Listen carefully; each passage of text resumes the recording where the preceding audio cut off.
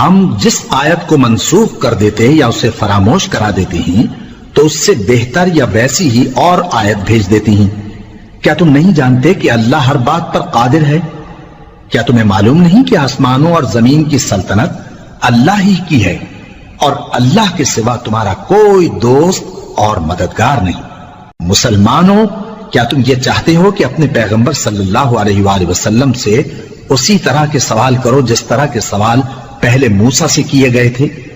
اور جس شخص نے ایمان چھوڑ کر اس کے بدلے کفر لیا تو یقیناً وہ سیدھے رستے سے بھٹک گیا۔ بہت سے اہل کتاب اپنے دل کی جلن سے یہ چاہتے ہیں کہ ایمان لا چکنے کے بعد تم کو پھر کافر بنا دیں، حالانکہ ان پر حق ظاہر ہو چکا ہے۔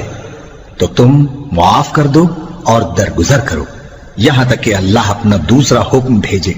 بے شک اللہ ہر بات پر قادر ہے۔ اور نماز ادا کرتے رہو اور زکوٰۃ دیتے رہو، اور جو بھلائی اپنے لیے آگے بھیج رکھو گے اس کو اللہ کے ہاں پالو گے۔ کچھ شک نہیں کہ اللہ تمہارے سب کاموں کو دیکھ رہا ہے۔ اور یہودی اور عیسائی کہتے ہیں کہ یہودیوں اور عیسائیوں کے سوا کوئی بہشت میں نہیں جانے کا۔ یہ ان لوگوں کے خیالات باطل ہیں۔ اے پیغمبر، ان سے کہہ دو کہ اگر سچے ہو تو دلیل پیش کرو۔ ہاں، کیوں نہیں؟ جو شخص اللہ کے آگے گردن جھکا دے یعنی ایمان لے آئے اور وہ نیکوکار بھی ہو تو اس کا صلہ اس کے پروردگار کے پاس ہے۔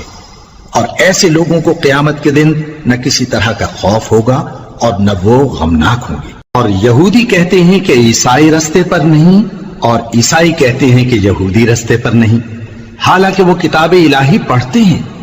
اسی طرح بالکل انہی کسی بات وہ لوگ کہتے ہیں جو کچھ نہیں جانتے یعنی مشرک۔ تو جس بات میں یہ لوگ اختلاف کر رہے ہیں اللہ قیامت کے دن اس کا ان میں فیصلہ کر دے گا۔ اور اس سے بڑھ کر ظالم کون جو اللہ کی مسجدوں میں اللہ کے نام کا ذکر کیے جانے کو منع کرے اور ان کی ویرانی کے لیے کوشش کرے۔ ان لوگوں کو کچھ حق نہیں کہ ان مسجدوں میں داخل ہوں مگر ڈرتے ہوئے۔ ان کے لیے دنیا میں رسوائی ہے اور آخرت میں بڑا عذاب۔ اور مشرق اور مغرب سب اللہ ہی کا ہے، تو جدھر بھی تم رخ کرو ادھر ہی اللہ کی ذات ہے۔ بے شک اللہ صاحب وسعت ہے، باخبر ہے۔